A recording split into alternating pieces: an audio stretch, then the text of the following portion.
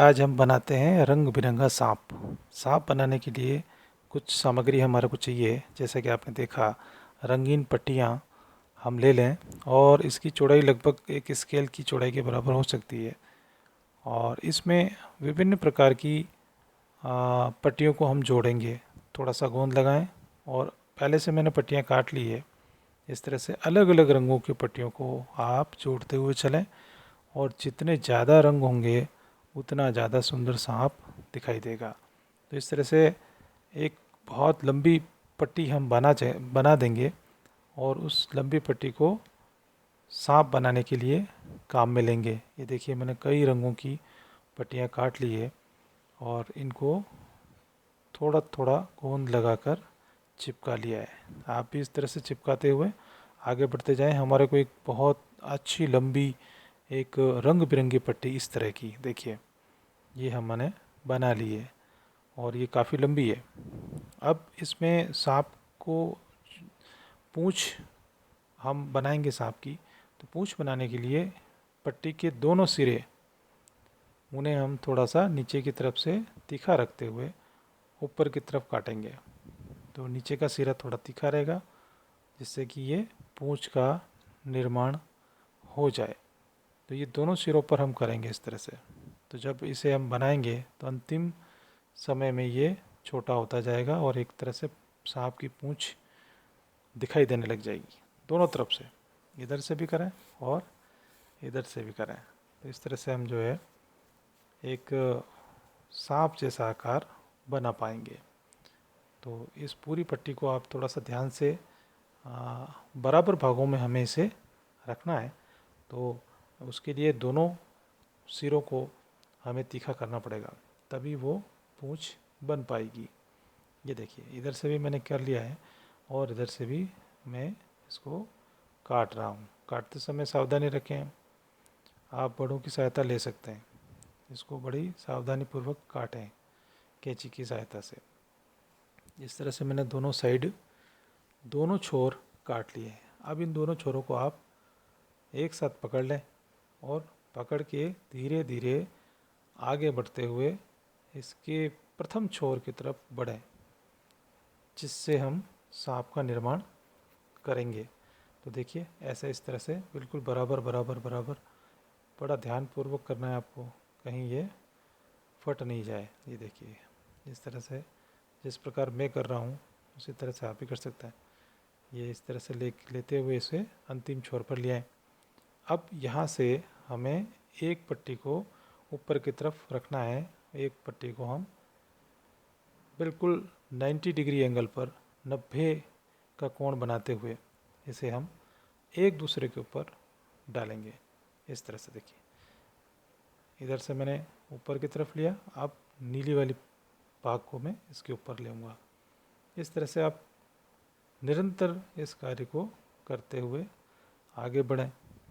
तो जब हम इसे पूरा कर लेंगे तो एक सांप का आकार हमें मिल जाएगा। ये वास्तविक सांप नहीं है, ये कागज़ का सांप है, इसलिए इससे डरे नहीं। ये देखिए, एक बहुत ही सुंदर सा एक आकार हमें मिल जाएगा इस तरह से। और आप इसे करते हुए चलें। ये देखिए, दोनों छोर आ गए हैं अंतिम। और जैसा कि मैंने पहले बताया था आपको, हमने किया है इस कार्य को, अंतिम छोरों को थोड़ा सा टेढ़ा काटते हुए उसे पतला कर दिया था। तो इसे आप पूर्ण करें और इस तरह से हम जब इसको बनाएंगे तो ये हमारे एक हाथ में ही आ सकता है और जब इसे खोलेंगे तो काफ़ी लंबा ये हो जाएगा। तो इससे हम खेल भी सकते हैं बहुत अच्छी तरह से। ये देखिए, निरंतर आप चलते रहें, क्योंकि ये बराबर हमने पहले से नापा हुआ है। तो ये एक दूसरा के ऊपर डालते हुए अंतिम अवस्था में ये बिल्कुल पूंछ के रूप में दिखाई देगा। थोड़ा सा ध्यान रखें और इसको बीच में रखें जिससे कि ये पूंछ जैसा लगे। ये देखिए, हमें इसको निरंतर एक दूसरे के ऊपर डाल रहा हूँ इस तरह से। आप भी इसे इस तरह से कर सकते हैं। और देखिए ये अंतिम छोर हमारा आ गया है। इसे थोड़ा सा और भी पतला आप कर सकते हैं, अगर थोड़ा लगता है आपको कम दिखाई दे रहा है तीखापन, तो इसे कम कर सकते हैं, जिससे कि और अच्छी पूंछ बन जाएगी। इस तरह से देखिए, और ये जब पूरा कंप्लीट हो जाएगा, पूर्ण हो जाएगा, उस समय हम अंतिम छोर पर गोंद लगा देंगे, जिससे कि ये खुल नहीं पाए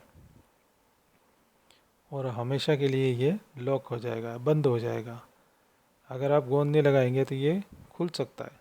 ये देखिए, ये अंतिम छोर आ गया, और यहाँ पे हमें इस जगह पर थोड़ा सा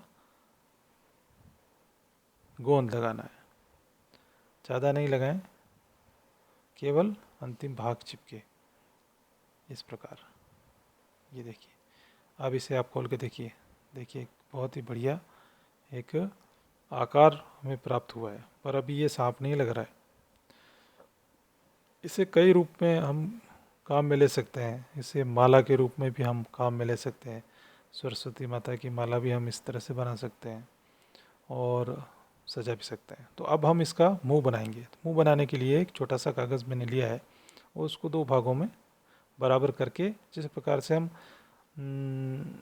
हवाई जहाज़ बनाते हैं, बस उसी हवाई जहाज़ के आधे कार्य को हमें करना है। अब यहाँ से इसे मोड़ते हुए चलें, लगभग आधा इंच इस तरह से, और इसे निरंतर मोड़ते हुए आप आगे बढ़ें, तो हमें एक सांप का रूप, सांप के फन का रूप मिलेगा। उसे हम आगे लगा सकते हैं। इसका एक दूसरा उपाय भी है, वो मैं आगे बताऊंगा आपको। अभी हम पहले एक बार इसको लगा के देखते हैं। देखिए, इसे अच्छे से दबा दिया। अब थोड़ा सा खोलें इसको, और आगे से इसका जो मुंह है, इसको इस तरह से, ये देखिए, ये निकाल दिया मैंने। अब देखिए ध्यान से, देखो ये हो गया, ये सांप का फन बन गया है। इसे आप आराम से इसके आगे लगा सकते हैं यहाँ पर, तब जाके ये पूरा सांप आपको दिखेगा और बड़ा ही सुंदर सांप आपको मिलेगा। इस तरह से हम इसे इसके आगे जो छोर है उस पे गोंद की सहायता से या स्टेपल की सहायता से हम इसे लगा सकते हैं। और इसके स्थान पर अगर दूसरा उपाय भी है हमारे पास, तो हम उसको भी काम में ले सकते हैं। वो भी मैं आपको दिखाता हूँ। अगर इसको आप नहीं लगाना चाहें तो सबसे पहले तो इसको अपन पूर्ण करेंगे, तो इसके सांप के आगे, सांप के मुंह में जीभ हम लगाएंगे। तो दो रंगीन कागज़, पिंक कलर के या गुलाबी कलर के, इसके लिए उपयोग में ले सकते हैं, जिससे कि ये थोड़ा सा अच्छा और सुंदर दिखाई देगा। ये देखिए, ऐसा लग रहा है जैसे वास्तविक में सांप हमारा तैयार है। तो इस तरह से हम इसके आगे एक कागज़ से इस प्रकार से भी काट के बना के लगा सकते हैं।